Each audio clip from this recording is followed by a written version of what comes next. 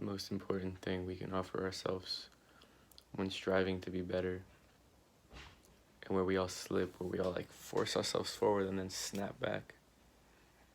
It's lack of giving ourselves spaciousness and grace, and understanding that it takes time to make changes, and that it's not supposed to just happen because you want it to. Because there's like this pressure of like this forward momentum, which can feel really good and authentic and constructive, of like, yeah, I'm fucking doing it, I'm so inspired, blah, blah, blah.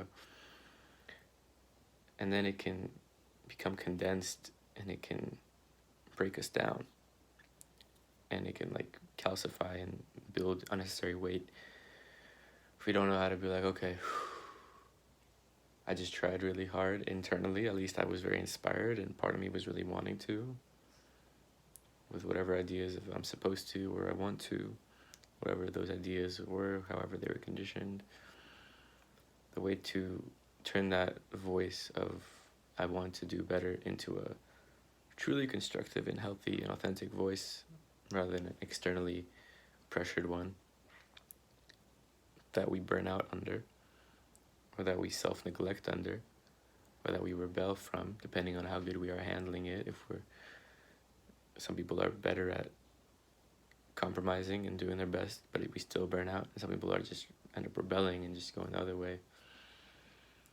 So the best way to integrate that, to become to find the authentic part of you that wants to move forward and can make that shift in a really fluid and healthy way,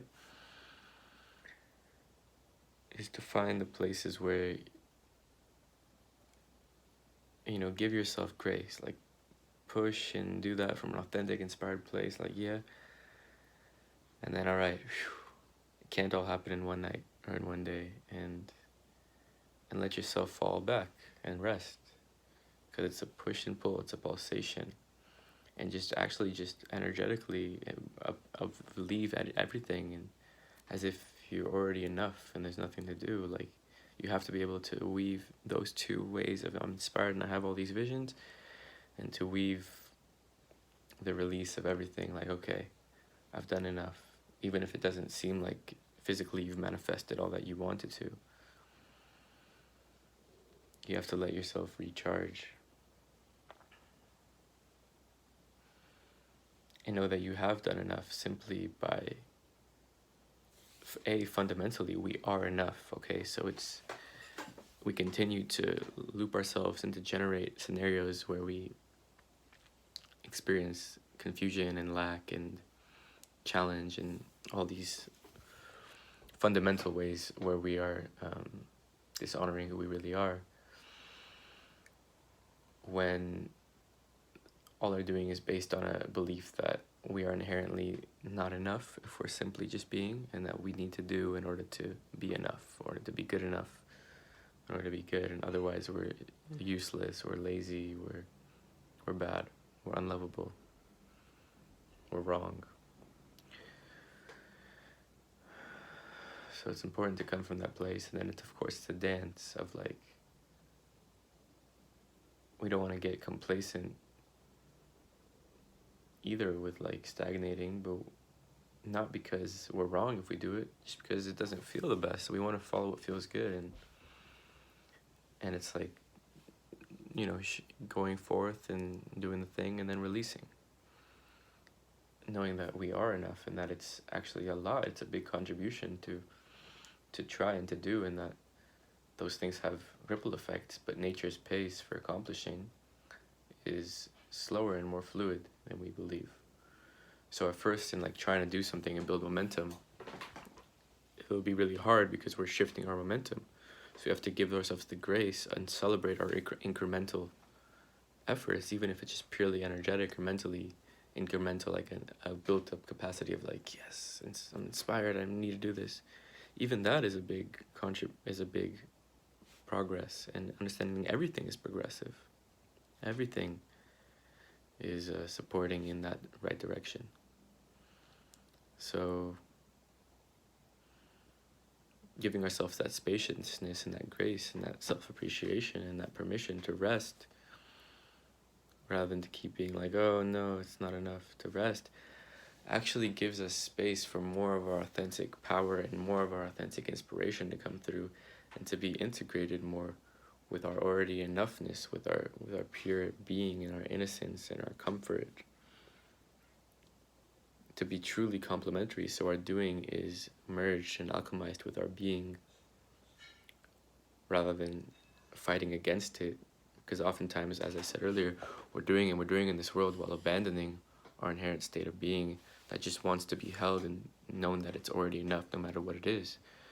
So it's never bad or wrong or counterproductive to give yourself the grace and permission to just release it all.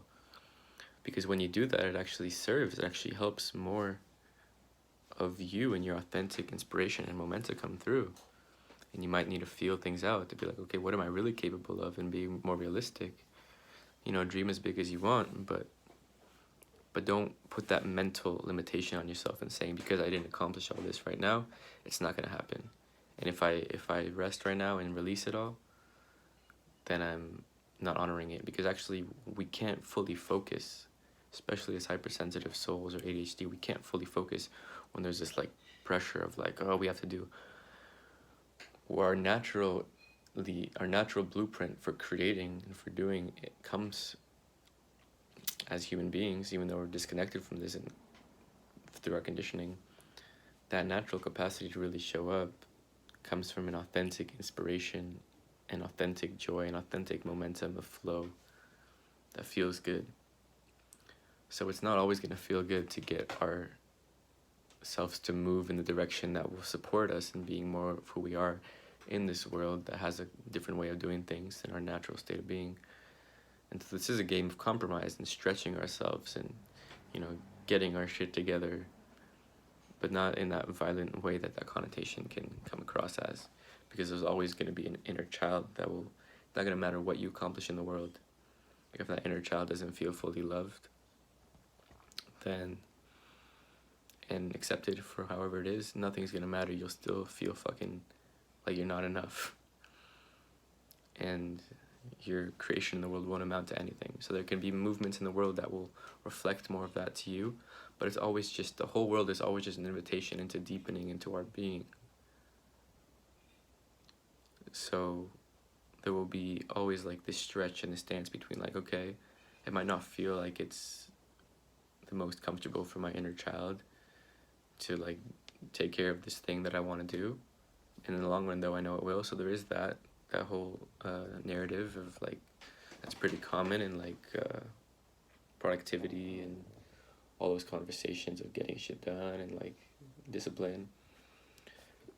It has a part, and it's like a balancing game, and you can't fall in love with that commitment for people who that doesn't come naturally for, because they're more sensitive and they carry deeper codes and deeper wisdom and teachings through their being rather than through their doing, and they're here to teach humanity how to be. You know, when you really learn to accept and to love yourself however you are, nothing outside matters. You know, you've solved the whole human predicament of all the action that comes from a disembodied place that creates all the madness in the world. So you become the resolution just through being, just through slowing down. The whole world comes closer to that natural state of being through which creativity authentically flows, and the doing complements the being rather than takes away from the being. And at the same time, it's a dance, and you feel out, you know, what steps need to be taken or want to be taken in the world to support that deeper being, because yeah, there are steps that support that deeper being. But just as you're going forward, keep going forward, like fuck yes, you got this, and don't let a need or a feeling of like needing to release and just to like, don't let that confine you to a self-limiting belief or story or narrative that's like, oh, I just fucked up, or I failed, or I'm not getting anywhere. Because when we say that to ourselves, we limit ourselves. And when we say, hey, it's all part of the dance, it's spacious, then we get to really embody the productivity and make space for